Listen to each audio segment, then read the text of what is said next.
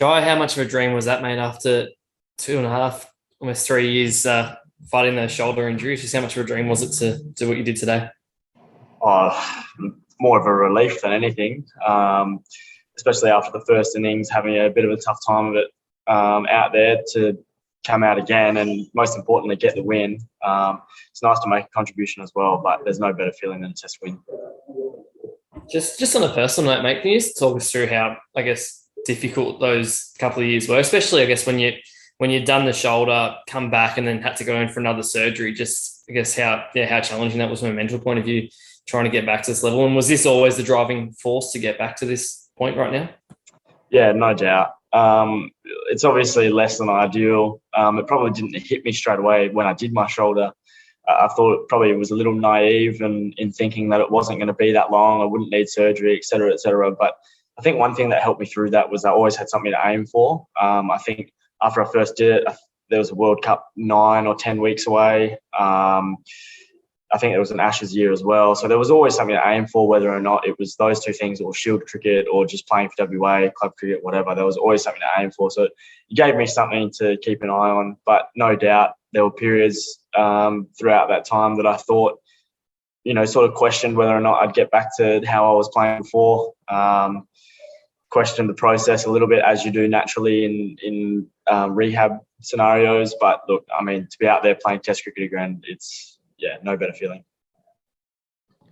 Andrew McGlashan. Hi, Jhye. Well bowled. Was there something specific that changed for you between first and second innings, or was it just that you'd had an innings under your belt to sort of settle back into things? Honestly, I think you've hit the nail on the head. I think getting back into the intensity of Test cricket, it's obviously a step above playing domestic cricket. You've got the crowd there. You've got a few things to pick you up, and you can often find yourself, if you haven't played for a while, trying too hard because you feel like you need to impress. But having said that, I don't think I bowled too badly in the first innings. There were a few nicks that went through slips. Still felt like I was creating a few chances. But, look, I think the second innings came around, and like you said, I think just having that extra run in the first innings certainly helped the nerves and helped the adrenaline. Did you envisage getting someone out hit wicket in this test match?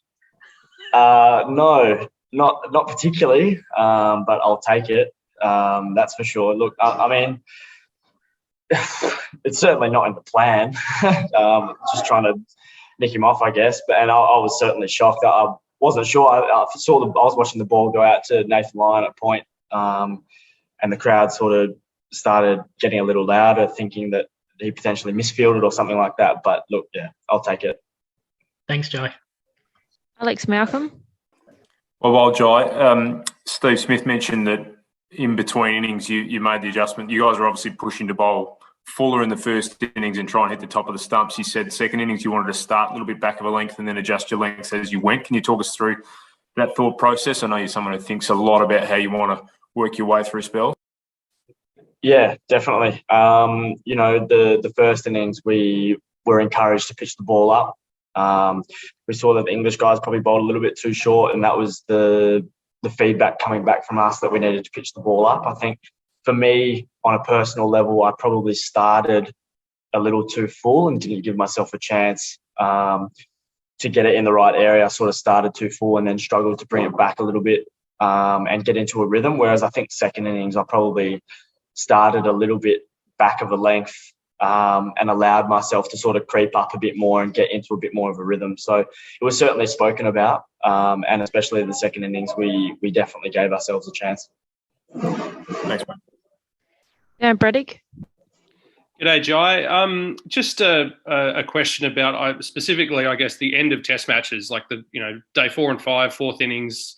You're hoping the ball's going to go up and down a bit. Do you think that if you're in the Australian side as a pace bowler and you've got tall blokes that you're bowling alongside, the fact that you're skiddier and the pitch might go up and down, can that be an advantage for you to attack the stumps, I suppose?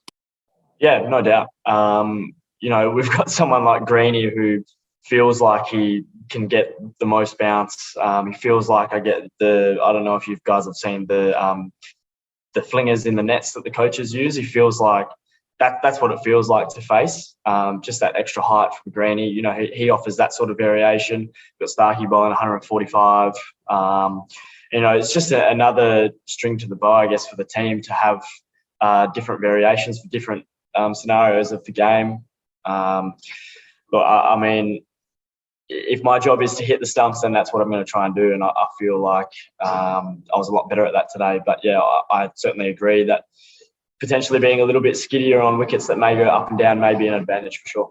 And is that also something that may be an advantage when, I suppose, you're getting away from classical Australian conditions where you are relying on, the ball that's going to go low as opposed to the one that's going to fly and hit the gloves?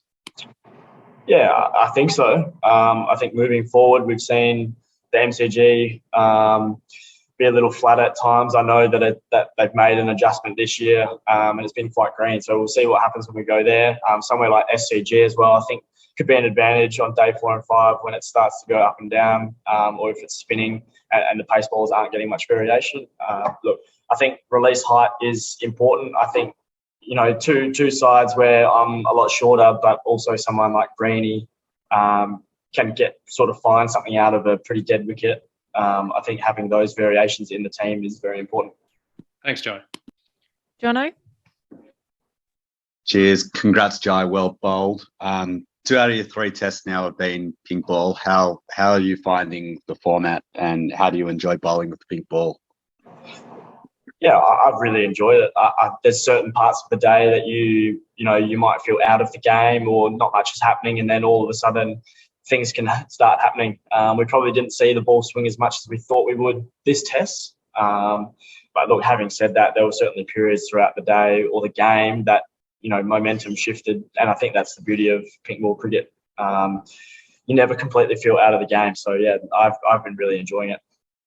And I guess you knew you were coming in a lot earlier than Michael Neser found out he was going to play. But how big of influence did Mitch have? He had a fantastic test match himself, just being the senior figure and leading both you and Ness and Cameron Green and the other bowlers.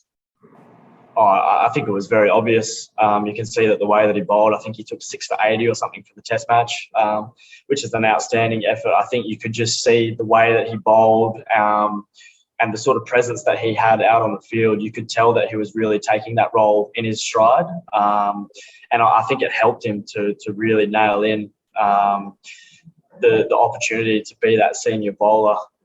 And credit to him, he did a fantastic job.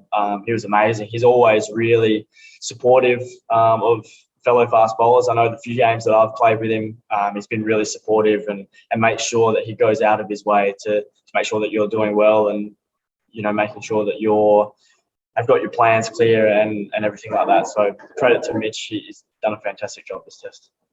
Cheers. Last 2 guys, we'll go Lockie and then you, Louis.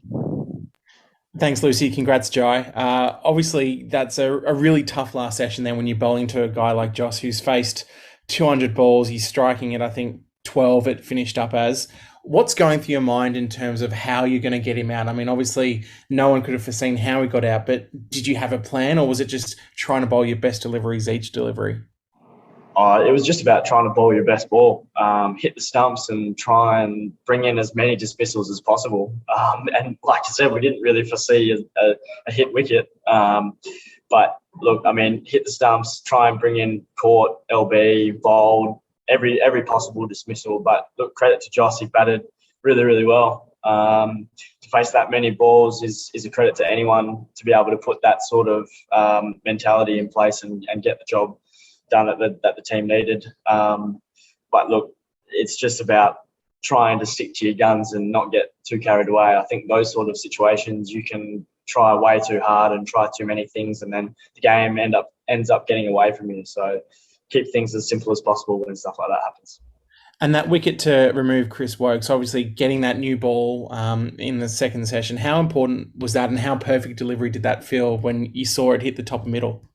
It was quite funny. I was getting frustrated at myself, looking up at the speed gun each ball and seeing sort of 131, 132. I wasn't too happy with that. So I said to Starkey at mid-off or mid-on, I think he was at the time, I said to him, I'm just going to charge in here and try and get some airspeed because I was getting annoyed at the speed gun. So I just tried to bowl fast and bowl straight, and thankfully the wicket did something. Last one, Louis. Hey, Jhye, funny one. Do you remember getting Jos Buttler out hit wicket before in the Big Bash? Vaguely, yeah. Did he hit stumps with his bat? Yeah, it's like a reverse sweep. Yes, I do remember. Right. So, do you have a hold on him with that dismissal, or is it just a pure fluke? I wouldn't say that. But maybe it might be worth mentioning if I get another test. Yeah, well, that was going to be my other question, mate. Obviously, there are two decent bowlers coming back in Pat and Josh. If those two are fit and Mitch is fit too, do you see a place for yourself in the team? Oh, look, I mean, the beauty of Australian cricket at the moment is we've got fast bowling stocks for days. I think that's a wonderful problem for the selectors and JL to have.